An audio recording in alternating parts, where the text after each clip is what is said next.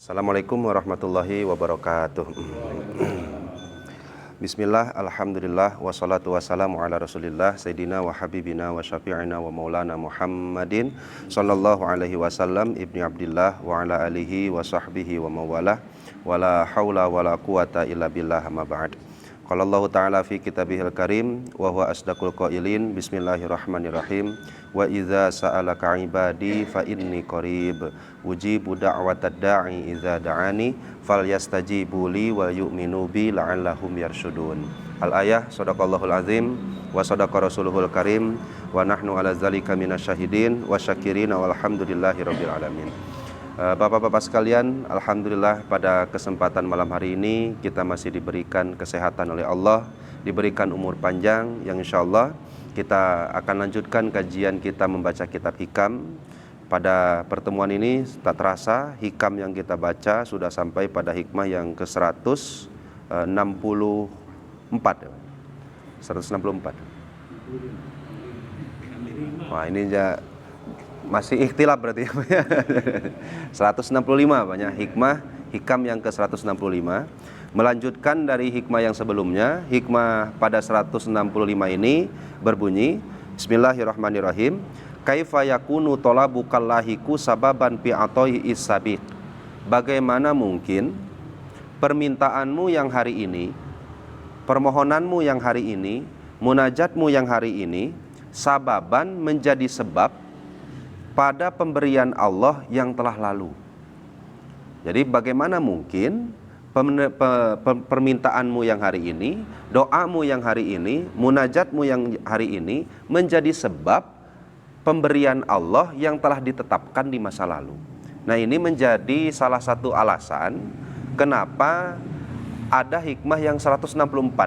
Jadi hikmah yang 164 kemarin berbicara bahwa ketika kita bermunajat kepada Allah, maka jangan jadikan doa kita, jangan jadikan munajat kita, permintaan kita hanya menjadi sebab Allah memberi saja, atau menjadi sebab agar apa yang kita inginkan terwujud.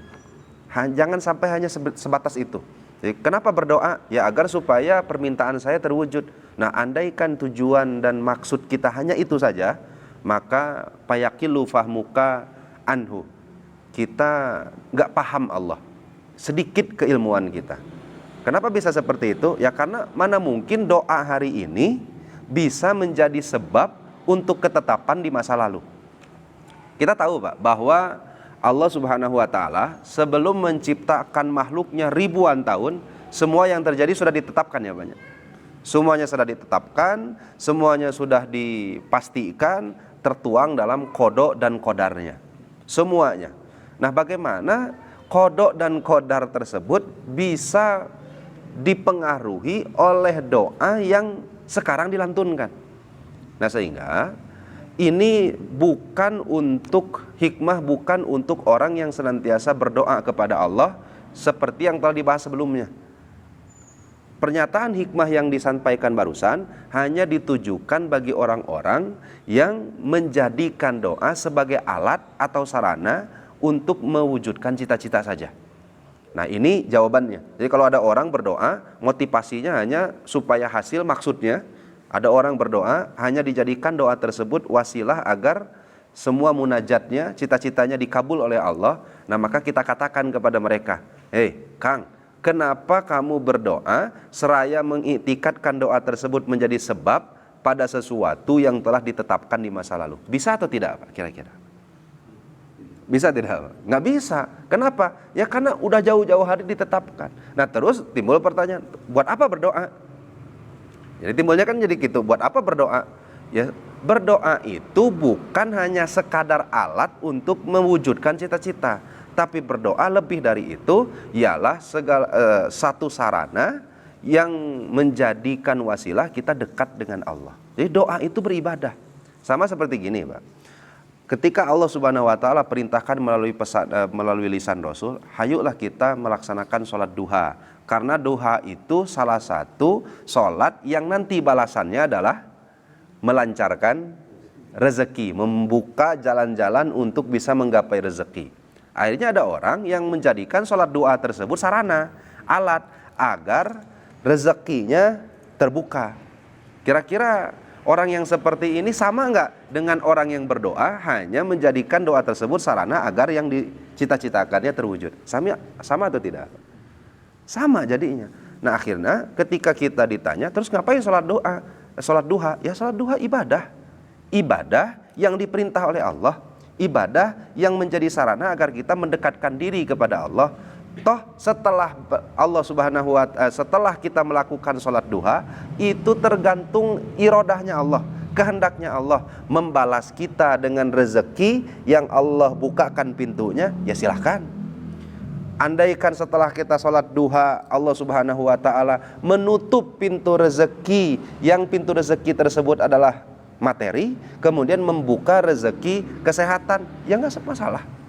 Intinya Allah berjanji ketika ada orang melakukan sholat duha, maka sebagai bentuk balasannya adalah dibukakan rezeki. Dan rezekinya sesuai dengan keinginan kita atau sesuai keinginan Allah? Sesuai keinginan Allah. Jadi urutannya kayak gini, Pak. Kita sebagai hamba melakukan sholat duha yang merupakan perintah. Berarti tujuan kita adalah melakukan perintah Allah. Setelah dilakukan perintahnya, ada karunia Allah sebagai bentuk balasannya. Balasannya bisa di dunia, bisa di akhirat. Nah saya nanya, Bapak mau dibalas di dunia atau di akhirat? Atau mau dua-duanya? Bisa mah dua-duanya. Nah, saking hawak orangnya. Nya di dunianya dibalas, nya di akhirat ge nya dibalas gitu. Nah berarti andaikan ada orang yang menjalankan perintah Allah, kira-kira berhak tidak dia mendapatkan balasan, Pak? Atau bukan berhak lah, katakan seperti ada enggak karunia dari Allah agar Allah membalas setiap ibadah yang dilakukan oleh hambanya? Ada ya Pak ya. Dan balasan itu dua, bisa di dunia, bisa di akhirat. Nah pertanyaannya, ketika mau dibalas di dunia, apa yang kita inginkan atau apa yang Allah inginkan Pak balasannya? Apa yang Allah inginkan. Nah sehingga uruntutannya semua ibadah kita seperti itu. Kenapa kita sholat duha? Diperintah oleh Allah. Kenapa kita melakukan sholat duha? Ya karena saya sebagai hamba Allah akhirnya melakukan sholat. Nah nanti setelah melakukan sholat, dengan apa yang telah Allah tetapkan dalam persyaratan rukun serta dohir kita seperti apa, batin kita seperti apa, karunia dari Allah membalas setiap hamba yang telah beramal soleh, baik di dunia maupun di akhirat. Nah itu pun sama doa. Kenapa kita berdoa? Bukan hanya sekadar mewujudkan cita-cita. Kita berdoa karena kita diperintah oleh Allah untuk berdoa. Apa yang menjadi landasan perintah Allah kita berdoa? 3 hal, Pak. Dan ini 3 hal nggak bisa lepas dari kita. Yang pertama, doa selalu dilantunkan ketika Bapak punya hajat spesial ataupun tidak. Nah kita mah ada beda, Pak. Kalau hajatnya rada spesial, doanya rada husu. Terusnya banyak. Tapi lamun hajatnya biasa-biasa baik, seperti biasa-biasa sehari-hari, doanya ya kadang-kadang husu, kadang-kadang henteu. Leres tuh, Pak. Jadi sebenarnya kita banyak menjadikan doa tersebut hanya sebagai alat agar terpuaskan hawa nafsu. Pada bukti nyatanya. Padahal kebutuhan kita kepada Allah nggak pernah bisa berhenti. Nah maka doa itu adalah ibadah yang bagi setiap orang arifin menjadi ibadah wajib sama seperti sholat 5 waktu. Kenapa? Karena satu, yang mendorong kita ibadah adalah kepakiran kita kepada Allah. Kita tuh nggak butuh ke Allah. Saya beberapa kali sampaikan, Bapak hidup di dunia butuh ke Allah, butuh sehat, butuh ke Allah, butuh karena agar supaya sehatnya langgeng. Sampai ketika kita meninggal pun butuh kene ke Allah. Butuh nanti di barzah butuh kene ke Allah. Butuh setelah nanti kiamat butuh kene ke Allah. Butuh agar dibangkitkan di yaumul mahsyar. Di yaumul mahsyar sudah di akhirat, udah masuk lawang pertama masuk di akhirat, butuh kene ke Allah. Butuh setelah di surga pun butuh kene ke Allah. Butuh. Berarti ya benar kita tuh predikatnya pakir, butuh pisan ke Allah. Nah, kira-kira Pak, dengan predikat pakirnya kita, lambang kepakiran kita ini, butuhnya kita ini, kira-kira apa amaliyah yang sangat menunjukkan bahwa kita fakir? Apa Pak? Ya kan, meminta. Nah sehingga doa itu ya sama seperti sholat 5 waktu. Makanya sampai-sampai Rasul menyebutkan bahwa ada orang yang ketika dia beres melakukan segala ibadah tidak diakhiri dengan berdoa adalah orang yang sombong. Orang yang seakan-akan melepaskan predikat fakir di dalam dirinya. Nah, sehingga apa tujuan kita berdoa? Satu, saya berdoa kepada Allah karena predikat saya sebagai fakir.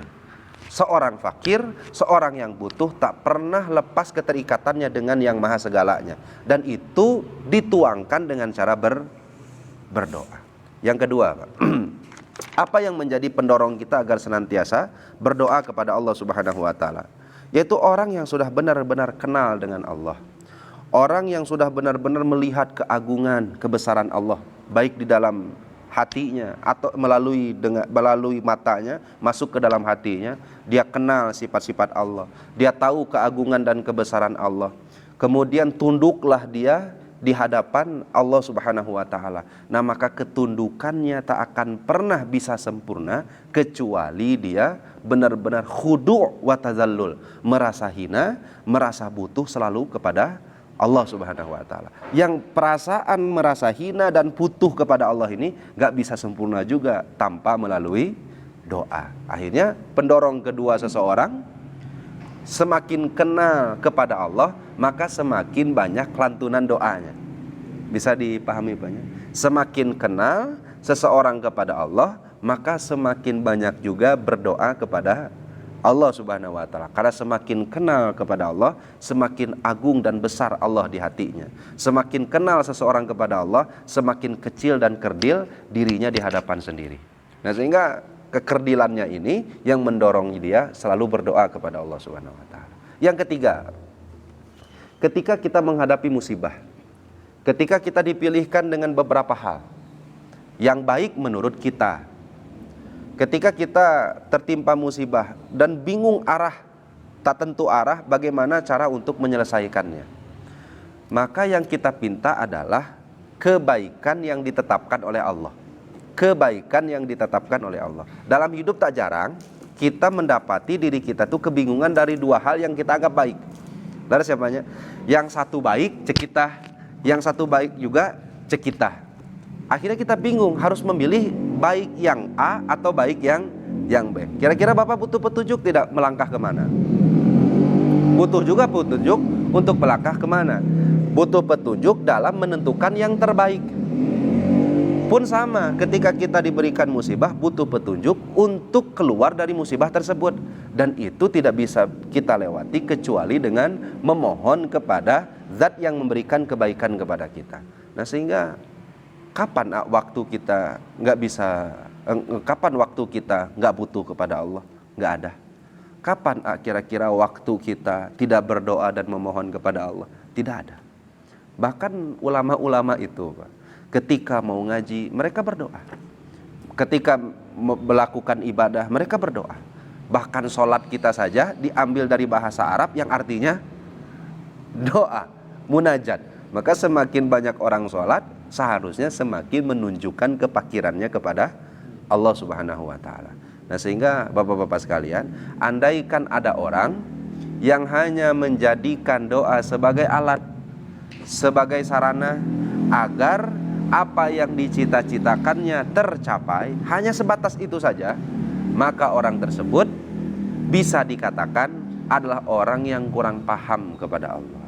Karena kok hanya di momen-momen tertentu saja dia merasa butuh kepada Allah, padahal kebutuhannya kepada Allah tak pernah berhenti, selalu butuh kepada Allah. Maka kita baca lagi, Pak. Coba, Pak. Bagaimana mungkin permintaanmu yang hari ini bisa menjadi sebab atas ketetapan Allah yang telah ditetapkan di masa yang lalu, di zaman azali. Bisa dipaham sampai di sini. Nah, sehingga Syekh Ibnu Athaillah As-Sakandari, Bapak-bapak sekalian, dengan mengatakan hikmah ini sekurang-kurangnya bukan maksud dan tujuannya agar kita berhenti berdoa. Enggak, jauh dari itu. Yang pertama, orang yang berdoa semuanya mengangkat tangan, semuanya menengadahkan tangannya, terkadang niatnya beda-beda.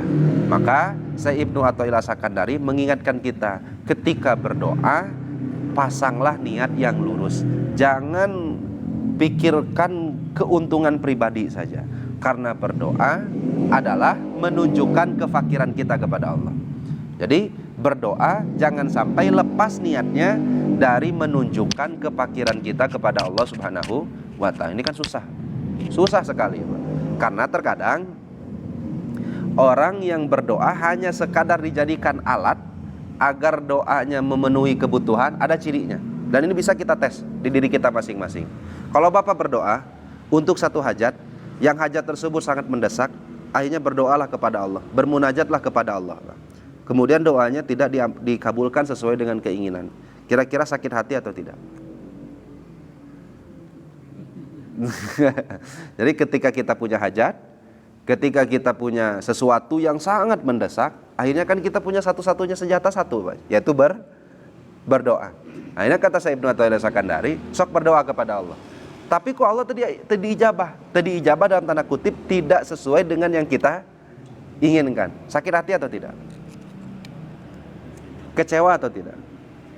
Kecewa. Kalaulah kecewa, itu ciri bahwa kita menjadikan doa menjadi salah satu sarana, alat agar terpenuhi keinginan-keinginan diri sendiri. Nah, sehingga tadi apa? Kita fakir pun kita pun tidak tahu yang terbaik untuk kita apa. Nah, melalui doa pun kita meminta petunjuk kepada Allah. Dari setiap untayan doa kita meminta agar ditunjukkan yang terbaik, sehingga apa yang kita inginkan dalam perwujudannya beda dengan apa yang kita inginkan, mereka tetap menerima. Maka sampai-sampai kan pernah saya sampaikan dulu, Pak, dalam bahasan doa, kalau para ulama berdoa, idza ajaballahu ta'ala du'ai, ketika Allah mengijabah doaku, ketika saya berdoa kemudian Allah mengijabah doaku, maka farahtu farhatan wahidatan, maka saya bahagia, dan lipatan bahagia itu saya itu ya satu kali. Tapi kalau aku berdoa kepada Allah kemudian doa saya nggak diijabah, dalam tanda kutip tidak diijabah sesuai dengan keinginan, maka aku berbahagia 1000 kali. Dulu kita kan iskal, kok masa ada orang berdoa diijabah seneng kan sekali, tapi kalau nggak diijabah 1000 kali senengnya. Mun kita kira-kira sama atau kebalik, Pak? Menurut orang, kalau berdoa sesuai keinginan bungahnya bisa 2000. Tapi kalau berdoa kan tidak sesuai keinginan, sedihnya bisa-bisa 2000 oke. Nah, kenapa mereka mengatakan seperti itu? Karena ketika saya berdoa, saya meminta yang terbaik menurut saya. Tapi ketika Allah mengalihkannya kepada sesuatu yang lain, maka itu pasti yang terbaik untuk saya menurut Allah. Maka tentu akan bahagia lagi. Yang ditetapkan oleh Allah kepada hidup adalah yang terbaik menurut Allah Subhanahu wa ta'ala. Sampai sini bisa dipahami. Maka sekali lagi, bagaimana mungkin doa kita di masa sekarang menjadi sebab terjadinya sesuatu yang telah ditetapkan di masa yang lalu. Tetapi ini bukan sebagai hikmah yang memberhentikan Bapak untuk tetap berdoa. Bisa jadi kayak gini, Bapak berdoa karena melakukan ibadah, sebagai balasannya Allah wujudkan yang Bapak cita-citakan. Boleh atau tidak, Pak? Boleh. Atau boleh juga nggak kayak gini ya, Pak? Bapak berdoa melakukan perintah, tapi yang diwujudkan oleh Allah bukan isi dari doanya, tapi yang terbaik menurut Allah untuk Bapak. Boleh juga atau tidak?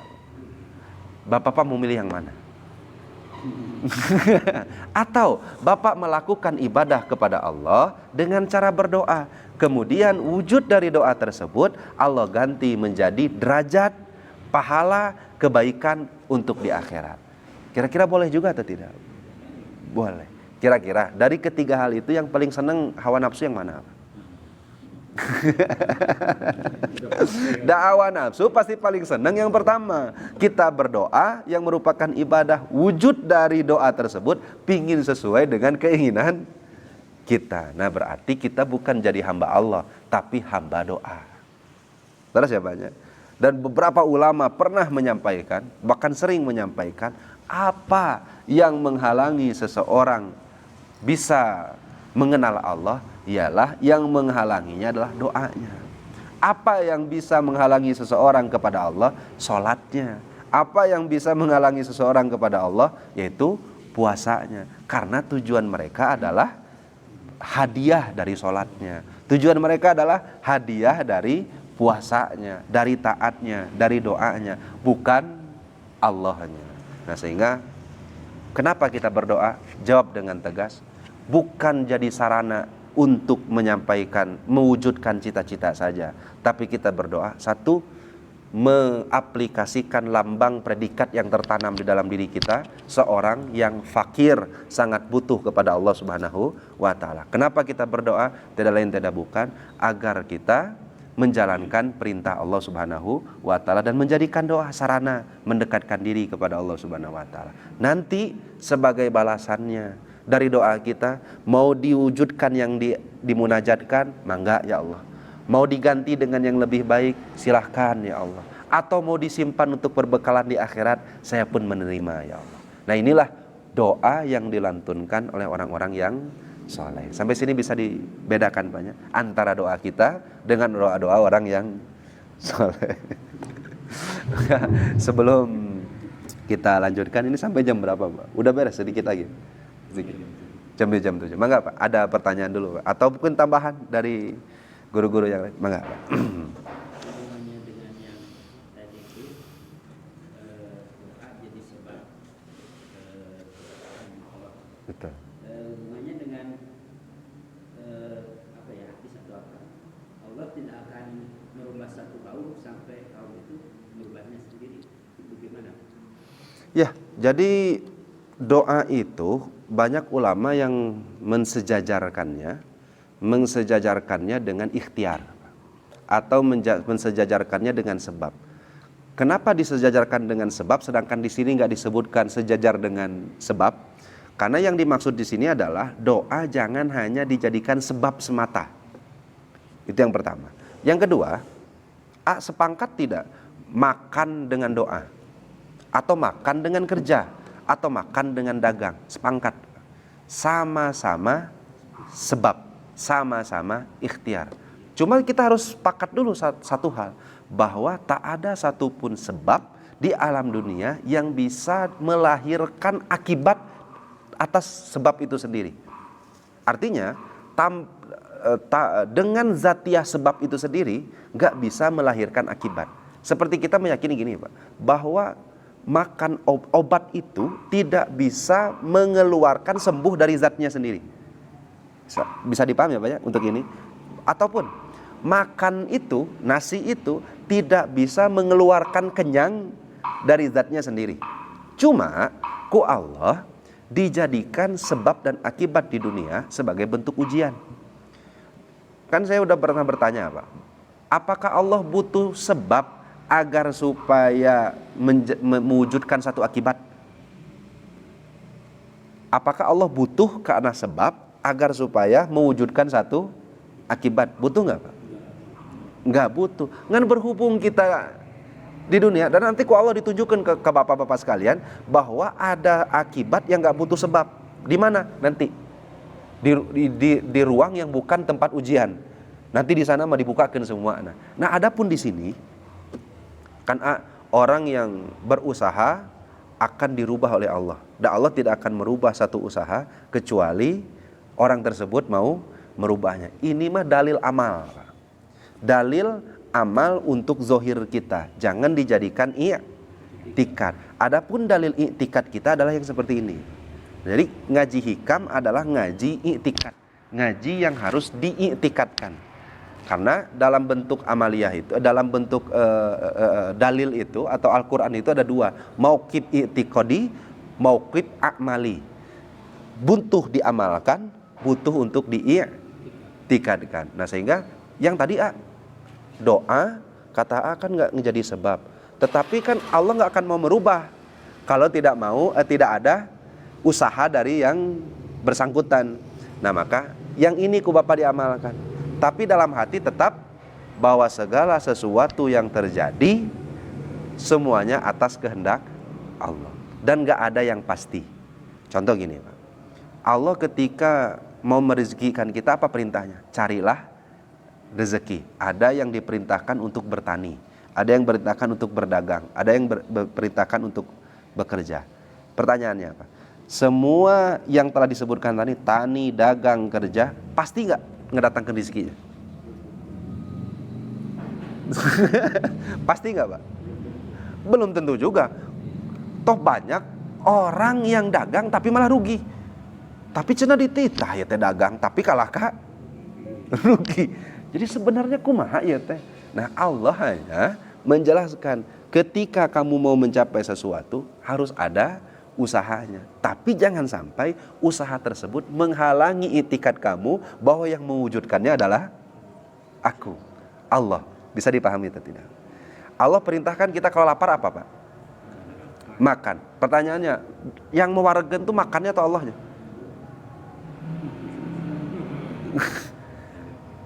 Kenapa diperintahkan makan? Ya karena Allah menguji. Ketika aku perintahkan makan, akunya hilang enggak? Nah, kebiasaan kita karena sudah biasa, itu sudah di depan mata setiap hari berulang-ulang, akhirnya Allahnya hilang. Ketika mau sembuh, Allah perintahkan memakan obat, berobat. Karena itu sudah berulang-ulang tiap kali terjadi, akhirnya hilanglah Allah yang menyembuhkan penyakit. Sampai sini bisa dipahami. Nah, artinya dalil yang tadi Bapak amalkan oleh jasad, tapi dalam bab itikad tiada lain tiada bukan, semuanya sebab satu, yaitu Allah Subhanahu wa taala. Sampai sini bisa dipahami. Insyaallah mudah-mudahan sing ada manfaatnya. Insyaallah di pekan yang akan datang, ampunten saya ingkar janji ya Pak ya. Janji saya kan 2 hikmah di minggu ini karena ada satu lain hal, saya minta maaf yang sebesar-besarnya. Wabillahi taufik wal hidayah wal afu minkum. Wassalamualaikum warahmatullahi wabarakatuh.